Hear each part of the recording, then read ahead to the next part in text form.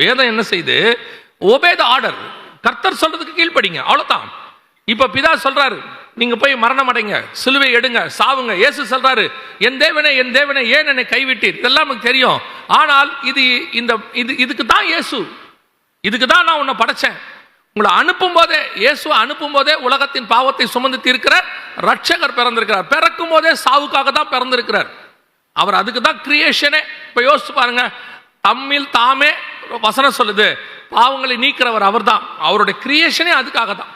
அப்படி இருக்கும் பொழுது பிதா சொல்லிட்டாரு, உங்களை அதுக்கு தான் அனுப்பிச்சு வச்சேன். பரலோகத்தில் பிதா அன்பா வளர்த்து, போங்க கீழே போங்க பூமிக்கு, என்ன பண்ணணும் ஆண்டவர், போய் சிலுவை மரணம் அடையணும். யாருக்காக? நான் ஏற்கனவே பண்ண கிரியேஷன்ஸ்க்காக. உங்களுக்காகவும் இல்லை, எனக்காகவும் இல்லை, இந்த மண்ணில் உண்டாக்குன இவங்களுக்காக நான் அவர்களை அதிகமாய் நேசிக்கிறேன். நீங்க என் வார்த்தைக்கு கீழ்ப்படிங்க. அவர் அப்படியே கீழ்ப்படிந்தவராய் வந்தார். அந்த கீழ்ப்படிதல் தான் உங்களையும் என்னையும் மீட்டு இருக்கிறது.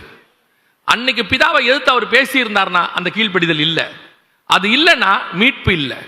அப்போ இயேசு கிறிஸ்து கிட்ட இருந்த மிகப்பெரிய சுபாவம், வலது பாரசத்தில் உட்காரும்னா உட்காருவார், சிலுவைக்கு போனா போவார், மரணம் அடையும்னா அடைவார். ஒரு கேள்வி கேட்க மாட்டார். அவ்வளவுதான், என் பிதா எனக்கு என்ன சொல்லுகிறாரோ நான் அதை செய்கிறேன். அப்போ உயிர்த்தெழுதலுடைய சாயல் உங்களுக்குள்ள எனக்குள்ள வரணும்னா அவர் போய் பிதாவின் வலது பாரசத்தில் உட்கார்ந்தார். உங்களை ஒரு விஷயத்தை செய்ய சொன்னா செய்யுங்க. அது சரியா தப்பாங்கிற ஆராய்ச்சிக்கு போகாதீங்க. ஏன்னு சொல்றேன்னா, நீங்க முடிவெடுக்கிற உங்க மினிஸ்ட்ரி ஒன்று வரும், உங்க வேலை ஒன்று வரும், உங்க காலகட்டம் ஒன்று வரும், அதுல நீங்க முடிவெடுங்க. அது கர்த்தர் உங்களுக்கு கொடுத்துருக்கிறார். ஆனா ஒரு இடத்துல கீழ்ப்படிந்திருக்கும் போது, இப்போ நீங்க ஒரு ஆபீஸ்ல நீங்க இதுல போய் பாருங்க, இந்த பெரிய பெரிய ராக்கெட் விடுறவங்க, இல்லை சாஃப்ட்வேர் கம்பெனியில் வேலை செய்கிறவங்க, அதெல்லாம் போய் பாருங்க. அவங்க ஒரு ப்ராஜெக்ட் கொடுத்தாங்கன்னா அந்த ப்ராஜெக்ட் இவங்க செய்வாங்க, அவ்வளோதான். இவங்க மேலதிகாரிகளை கொஸ்டினே பண்ண மாட்டாங்க. ஏன் அப்படின்னு கேட்டால், இதை நீங்கள் பண்ணிட்டு போங்க. ஏன்னா இதோட இன்னொரு பார்த்து வேற ஒருத்தர் பண்ணிட்டு இருப்பாரு, இன்னொரு பார்த்து வேற ஒருத்தர் பண்ணிட்டு இருப்பாரு, எனக்கு தெரியாது. இது அப்படியே ஒன்னா சேரும் போது தான் முதலா வரும். மிச்சம் இருக்கிற எந்த பார்ட்டும் எனக்கு என்ன செய்யாது, தெரியாது. எங்கிட்ட கொடுத்த வேலையை நான் செய்யணும். இது ஏன்னு கொஸ்டின் பண்ணோம்னா செய்ய முடியாது. நான் செய்யாட்டி அந்த வேலை பூரணப்படாது. நான் சொல்றது புரியுதா? நெகேமியாவே அலங்கத்தை கட்ட சொல்றாரு. எல்லாரையும் நெகேமியா போய் எல்லாரையும் சொல்றாரு, அவங்க வீட்டுக்கு முன்னாடி உள்ளதை கட்டுங்கன்னு சொல்றாரு.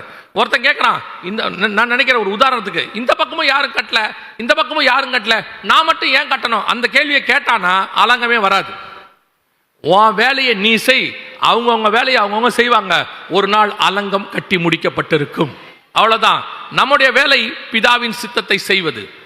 obey the order. மறந்துடாதீங்க, பிதா நமக்கு எந்த இடத்துல வச்சு என்ன செய்ய சொல்றாரோ அதை செய்யணும், அவ்வளவுதான்.